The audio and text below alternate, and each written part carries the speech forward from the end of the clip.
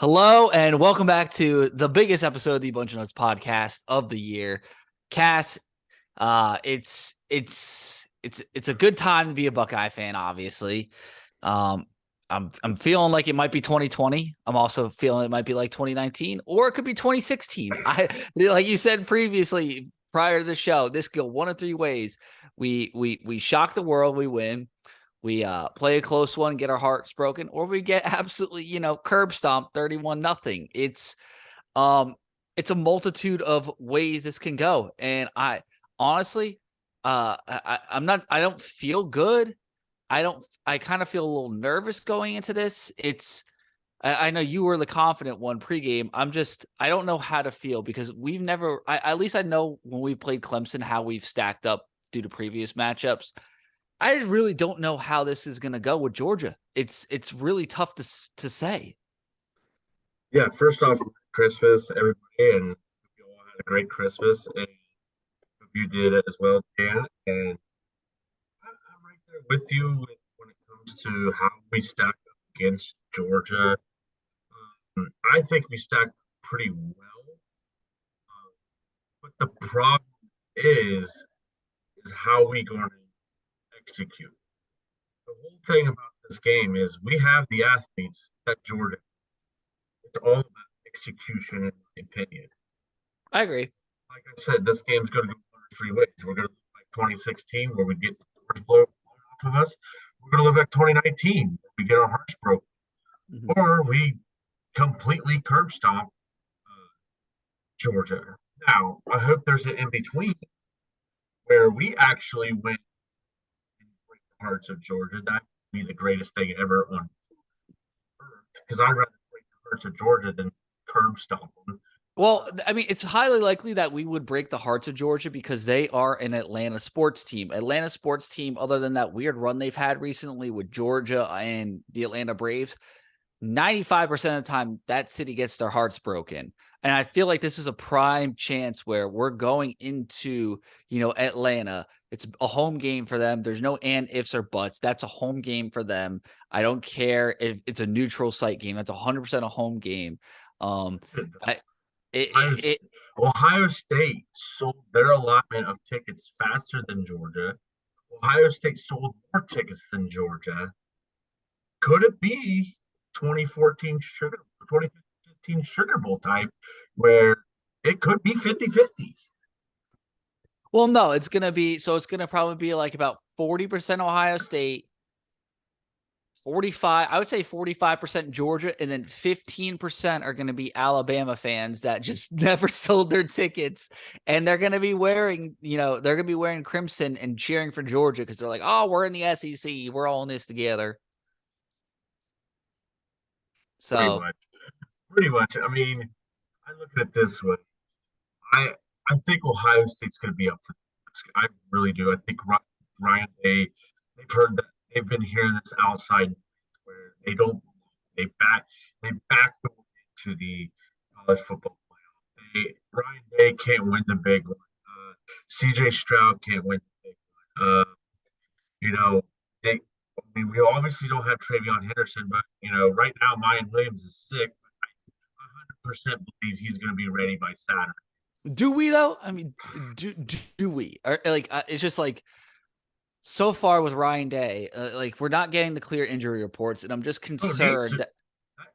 Why should he? That's the thing. I don't think he should. But it's I don't know. It's just frustrating when you think a guy could, he's going to probably be like a 70% chance of playing, and then at the entire time they weren't even going to play him at all, and it's annoying, I guess, from a it fan's perspective. it is annoying, but I think he's going to play. I think we need him to play. But I forget. I read an article that was very, very interesting. A guy that played under Kirby Smart played for Alabama. I'm not sure what year it was, but he played. He said there's ways to beat Kirby Smart when you're as an offensive player. I mean, on offense, he's a defensive player. He was. Mm-hmm. Take what the defense gives you. Use your strength. against their weakness. Okay, obviously Georgia's Georgia's strength is stopping the run, right? Would you say that? Yeah, I would say. We have the best quarterback in the country. I don't care what the highest when it comes to throwing the football. We have the best wide receivers in the country. Use it. Use that strength because if if you go up on Georgia, they don't have the firepower on offense to catch up. No, and I agree. I agree, Cass, because you know, Barstool or whatever, they're saying, oh, Georgia really turns it on teams when they can. But I disagree with that. The only reason they beat Missouri is because that one cornerback chased down that running back and made the tackle at the one, and it ended up, getting the stop. And I believe they saved 4 points on that, and they won by 4. So that was a difference in the game. It wasn't they turned it on. They kind of got lucky. Kent State didn't play great. I don't care. I don't care what they say. They didn't play great against Kent State. We absolutely obliterated Toledo, who won the MAC, by the way. Kent State didn't even win the MAC, didn't come close. We're not a good MAC team, in my opinion. And, they were, Kent State was in that game. And then obviously, SEC championship, LSU dropped 30 on them. I know And Georgia dropped 50. That's kind of an anomaly, though. Kentucky also they beat Kentucky 16-6. The only game they really, really woke up for was the Tennessee game. And I felt like that game, it wasn't honestly indicative of how good Tennessee is. I don't think that was a fair game to really rate them. I think Georgia obviously won that game well and looked impressive, but that doesn't necessarily mean that like Tennessee And, wasn't a great team this year. and they don't have wide receivers to take the top against Ohio State. They have two behemoth tight ends, and Brock Bowers is the leader.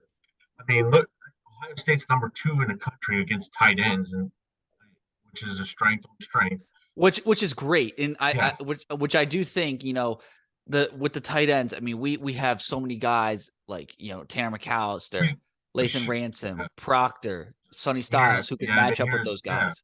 Ronnie Hickman, who's due for a big game. I mean, you look at this, and I went back and watched the Michigan game. When JJ McCarthy went off, look how deep his rollouts were. No, his drops were so deep. You're absolutely right. Like he was taking. Stetson Stetson Bennett's not as fast as JJ McCarthy. No, if we can get a good pass rush, if we can get a pass rush with 4 guys, we will win that game. We will win this game with Stetson. If we can get, if I'm telling you, the key really lies between Zach Harrison and JTT, and like maybe Michael Hall. I came up with a game, like a little game plan, and I hope Jim Knowles is listening. Brock Bowers is great coming off the line of scrimmage, right? Mm-hmm. I mean, here's what I would do. You have 5 yards. 5 yards. Why can't Zach Harrison, why can't Jack Sawyer find where Bowers is lining up? And as soon as he comes off the line, you Chip hit him. him, You hit him. chip him. You Yeah, hit him. no, I You hit agree. him. I, and I agree with that. I think we need to also on the offensive side, Cass. Same kind of idea, and this kind of depends on the health of Mayan Williams. If we're going to commit to throwing the ball a lot, and our backs maybe not be fully 100%, we might want to consider just having Mitch Rossi back there to pass block. Yeah. Just instead of Or even just not even worry about running it, have him there to basically help double Jalen Carter, who I think is overrated. I know Urban said some good things about him. He's 6'3", 300 pounds. We have guys on our roster, same body size. He's another dude. Like he only has like 3 sacks on the year. Michael Hall has had more sacks and he weighs 10 pounds less. I think honestly we can stop Jalen Carter. The inside running does concern me. But if we have Mayan, we'll just run. We never run it inside with Mayan. We'll run an outside stretch play with Mayan. So, like, as crazy as this sounds, some of the plays that Ryan Day has in his playbook might work against the Georgia defense that didn't work against the regular Big Ten teams. I 100% agree. I'm trying to look at Alabama's roster in 2014. Um, the kid that played for Jonathan Allen. Jonathan Allen, 6'3", 270. What did Ohio State do in that game in the Sugar Bowl? They I mean, mo I they didn't hear his motion name once. they motion they motioned Jeff Hireman and ran right at him. You, I was a defensive lineman. You know what? And I talked to my boss at work, who was also a defensive lineman. You know what got us tired? Stuff being ran right at him. Because eventually those 1, 2 yards become 3, 4 yards.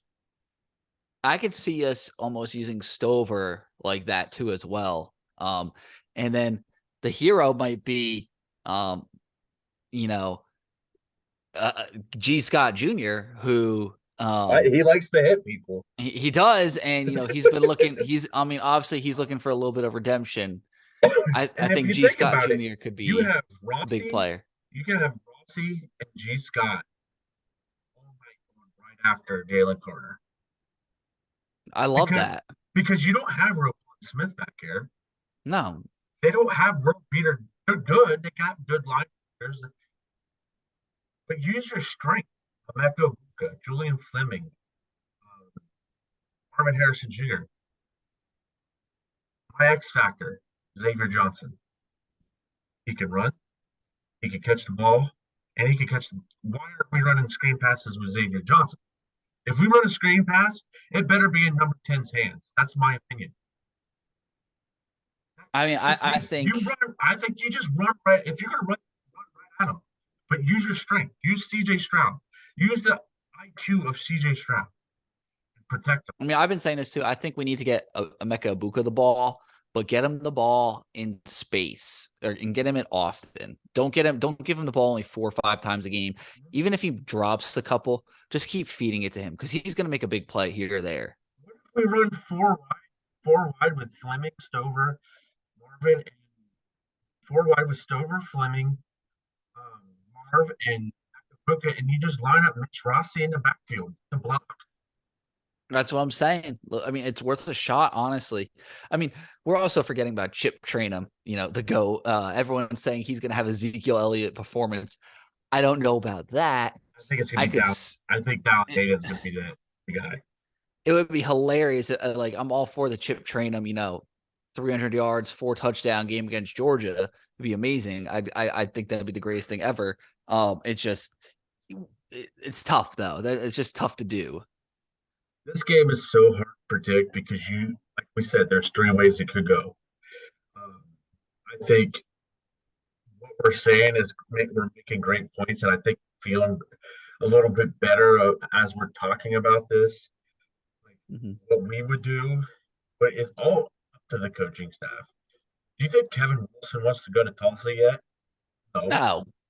I mean, I think there's a lot of guys out there, and we could see a glimpse of because in my opinion, who the two offensive coordinators are going to be, Brian Hartline and Justin Fry. Mm-hmm. Justin Fry had a fantastic power running game. We have 3 power backs now that we could run if Mayan's, healthy enough to run. You have 3 solid running backs. Again, if you want to run the ball, run right at Jalen Carter. He's not going to beat Luke Weichler, Matthew Jones, and Donovan Jackson all Well, game long. what's nice is it looks like too Matthew Jones is trending to play, which is huge. With Matthew Jones back there as opposed to anyone else, I feel way more confident.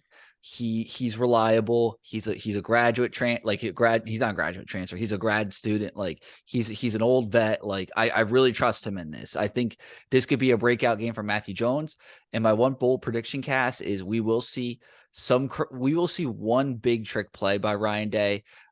Obviously he wanted to do one in the Michigan game and it just didn't happen. I wouldn't be shocked if we saw a trick play off the bubble screen or something, a variation of a bubble screen or something like that, where it turns into a trick, if that makes sense. Yeah, I completely agree. Or a fake field goal or something, a fake punt or something. I think Ryan Day is going to pull out all the stops in this game. It also depends on the game, Michigan and TCU. It's going to be a lot of fun. The playoffs. I think this year's playoffs are kind of getting underwritten because the two underdogs are being looked at. Everybody's talking just write Michigan and Georgia in. And I think Ohio State and TCU are going to play with a chip on their shoulder. Obviously, if we beat Georgia, we would obviously want Michigan in the national championship. Um, so I mean, I'm ready to give my. I've been trying to give my score prediction. All day it's been on the fence a couple of weeks. I have the Buckeyes winning 38-27. I just think if Ohio State's offense can find a rhythm and our defense could get a few stops, if we could stop Bowers, we're winning this game easily. Brock is too good. He's too good. He's going to get a touchdown. I just think Ohio State's offense is just a tad bit better than their defense. It's just my when we I are have game. When we are game.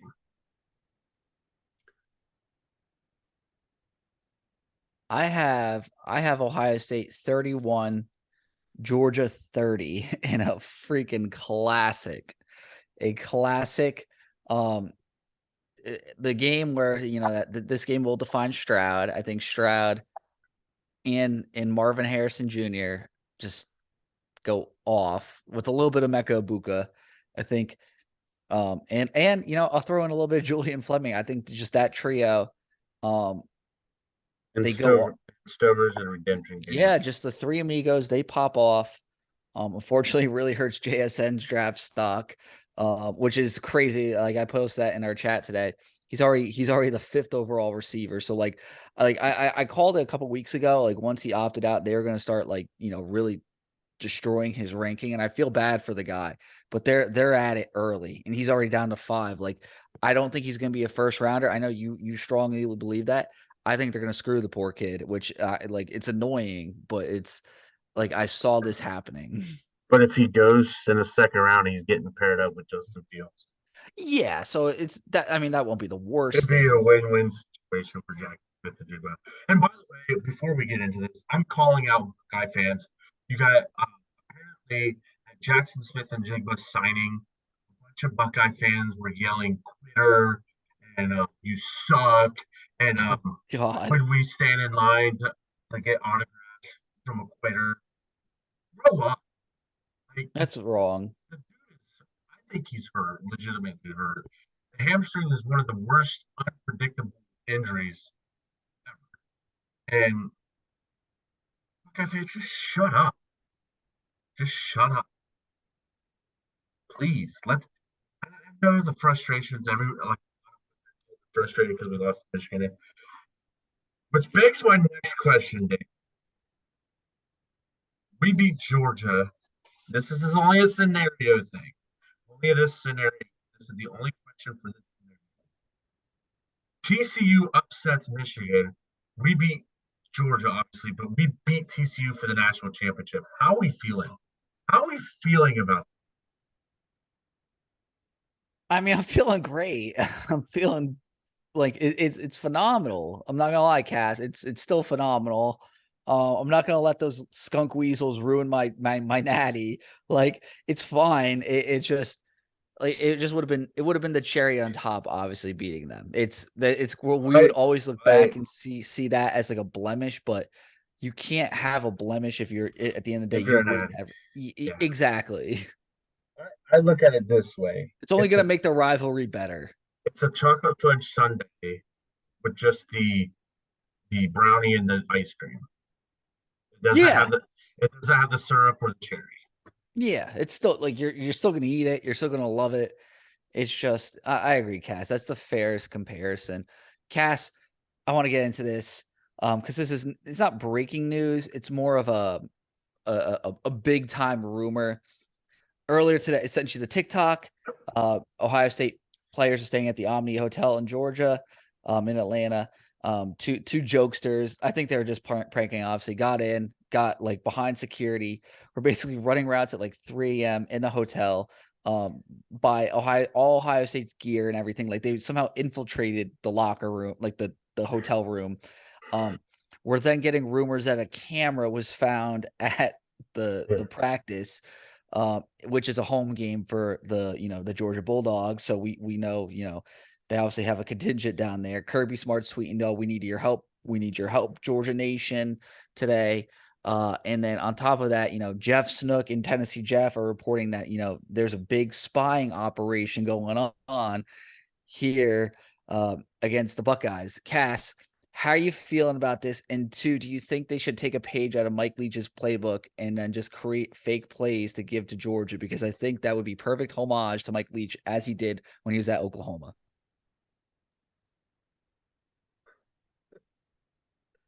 Oh, well, one thing, anything I see that Tennessee Jeff posts, I find rather annoying. And like, but Jeff Snook's saying something, there has to be a little bit of truth because I don't think Jeff Snook's going to blow smoke just to blow smoke. No, it's so like obviously Jeff Snook too. He's very, I feel like, conservative on the right side of things. So he doesn't I feel like when he posts stuff, a lot of Bucks some Buckeye Nation doesn't take him seriously, like especially during the whole COVID thing with his reporting. But And the some Zach his Smith reporting was stuff. but his reporting was pretty when you look back on it, his reporting has been pretty fair and unbiased, and he does a good job of actually, presenting some interesting points, I think. Um, he's definitely a guest I would love to have on one time. I'm not gonna lie. He's definitely like on the holy grail of guests that would be really interesting in my opinion. Um, with that being said, I don't I don't know. I don't believe that they'd be spying on us. I truly don't. It's I don't think from so either. with how talented they are and what they've accomplished already. It seems a little weird to be spying. Not saying that the Patriots, they did it, so it is what it is. But I I'm gonna err on the side of no until we lose to Georgia. Then they absolutely were spying, strip them of everything, put us in the national championship game. I I don't believe it, but I wouldn't be surprised. That's where I'm I agree. At the end of the day, I'm just worried about this game because where the program's trending. Um, and not necessarily where the program's trending, where all of college football is kind of trending right now because it's getting very competitive with NIL. Ohio State did lose some recruits recently. Um, I'm at. not seeing it as like a mass exodus or anything like that. I'm just like you mentioned before the show, we need this win. If Ohio State gets this win, all's merry in the world. We're fine. We're back on track. If we lose this, it could be a while. It could be honestly, until the 12-team playoff comes that we're back in it. I mean, that's only like another because I like next year. I don't see us having the same opportunity we did this year, as opposed to like this year. I think we'll outside of the quarterback position, which that's the unknown. I think they're going to be really damn good next year. But I also think Michigan's going to be really damn good next year. Outside of the rest of the Big Ten, I don't know. I mean, Wisconsin might be competitive. Penn State might be competitive, but like I think we'll be right there with Michigan. Like you said, to get back to the playoffs, it's going to be hard because we have to go to Ann Arbor next year. It's tough, and we have to go to South Bend, and I think they will actually be much better than. Yeah, I do, but whoever the quarterback is will also have 3 games under their belt before we get to South, 2 or 3 games. So definitely will feel a lot better. But again, we got to get through this year. And like you said, if we go on to beat Georgia, there's no doubt in my mind that we're going to go win the national championship. Mhm. That's just the way I feel. I agree. If we go out and beat Georgia this week, and we go out and win the national championship, we're going to get some guys. We'll get our guys. But I will say, there's one guy that could save Ohio State's, and he plays for the Los Angeles Lakers. LeBron. His name is LeBron James. And all they really have to do is say, "Hey, LeBron, give us some cash so we can help with our NIL players, and we'll throw your logo on our jersey. I mean, I think that's a great Look what basketball option, no doubt. it's football too, because If look, we can pull it off in football, why not? I mean, he already donates cleats and apparel. Like my thing is will Ohio State say that because Ohio State is their own Nike brand? I feel like in order for this plan to succeed, we need to get like Holtman needs to lock down Bronny Jr. If Holtman locks down Bronny Jr., then I think that deal is a no-brainer, handshake, I send think, it, no problem. and I also think that look what the money the Jordan brand money puts in for Michigan, Florida, Oklahoma, you went North Carolina. I mean, it helps that you can do LeBron can basically do the same thing with Ohio State. I'm from Ohio State, Duke, and maybe a couple others. I mean, I remember back in '07, LeBron came out with his uniforms. 5 schools had them: Duke, Ohio State, Syracuse, Texas, and there's another one I just can't think at the top of my head. But just like LeBron can help this out. And the problem is with NIL, there's a lot of tampering going on. And my biggest problem with coaches coming out and saying my players are being recruited by other teams. Please say the team. Don't blast. I agree. You just blast them. Yeah, why hold Blast back? them. Because then the NCAA will step in. But until schools get called out, NCAA is just going to continue to sit on their hands. I agree. Like I feel like too, like a program like North Carolina with Drake May. I mean, obviously a lot of teams were rumored, and I feel like he was definitely tampered with. Yeah, obviously staying at North Carolina, but that's a guy who, Mac Brown should easily say something. So I mean, obviously like, there's rumors with Marvin Harrison to USC. I'm This sure is other not Ohio. happening, people. It's It's not. not. There's other Ohio State guys getting tampered with too, like the Dallin Hayden, the Tennessee rumors, and all that craziness. So I agree, Cass. I think that's totally fair. If you can find the evidence in like either via text message or something like that, and call them out, why not? Right on. All right. So our bowl game mania, you get a Fanatics gift card. One of the leads where I work, compliance lead, Matt Blosser, 18-6. He is doing well. And then my cousin Jason Muncie Jr.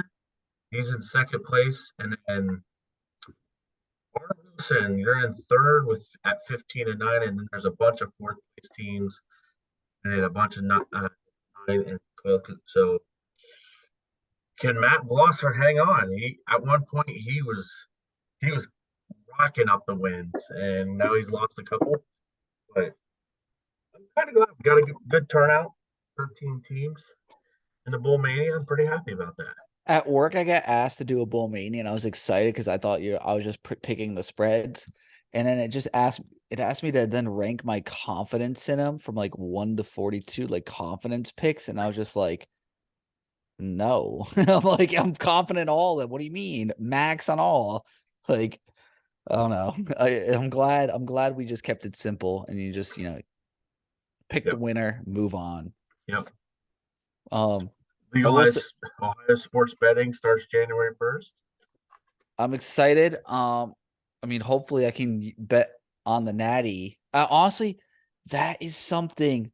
Wink, wink. Now I'm thinking big picture. Vegas, absolutely. Wow. This blew my mind, Cass. Vegas wants Ohio State to win, I think. Now I'm thinking about this because sports betting is legal January 1st. Game takes place January 8 9th. 8 o'clock. Like this is the last game possible before sports betting is legal. There might be a chance if this game runs over that you might be able to legally sports bet on this game in Ohio. on January 1st once it hits midnight. This game starts at 8 o'clock. Like if this is a 5-hour game, some games can be. If we're throwing the ball a lot, it will be long. Like so games where you throw the ball a lot, they last longer in college. Like it's just a fact. And ESPN has the longest TV commercials. And The game, also, I yeah. saw 80% of the money. Like when I went on a FanDuel, around 80% of the money is on Georgia. So like that means it's Vegas' best interest for Ohio State to win in that case because it's they would basically be taking all that premium. So Yeah, I can't wait. January 2nd, I'm going to the casino and I'm going to watch all the bowl games and then watch the Bengals and Bills when I get home. it's beautiful. How about Mac Jones trying to cheap shot Eli Apple on a dead like Mac Jones? It was fine. I guess I don't know. It's to be fair, he got absolutely destroyed like a week before, so I think it was almost like a PTSD moment where he was just like, "Oh, if I don't hit someone on this, I'm gonna get hit. So let me hit someone." So that's all I've got this week, man. Oh, Buckeyes play Northwestern and hoops and basketball on New Year's Day, which is an odd time to play. Which, we'll see how that goes. We should win that one by every metric. I hope we win it, but I feel like that's also one we could drop. We'll see. If we beat Georgia, this is what I'll say. If we beat Georgia, we lose to Northwestern. If we lose to Georgia, we beat Northwestern in basketball. We will not have both. The Lady Buckeyes are up 44-31 on Northwestern right now. Nice. The Lady Buckeyes up to be 14-0. Very good. You love to see it. Yeah, you definitely love to see it. I hope everybody has a great New Year. Happy New Year. Enjoy the game. Go Bucks. Beat the Dogs. Beat the Dogs. We're gonna win this. Just a little nervous, but it's like I'm feeling almost like 2014 nervous, if that makes sense. It feels a lot like 2014, where like I feel like we don't even have a shot. Um, I'm still picking us to win, but like it's weird. I don't know. I can't describe the feeling I have. It's not the Clemson game. It's not the Clemson game from 2019. If anything, it's 2014, I would say. But um, we'll just wait and see. In CJ Stroud and Marvin Harrison Jr., I trust. So as always, thank you so much for listening to another episode of the Bunch of Nuts podcast. And always go Bucks and beat the Dogs. Beat the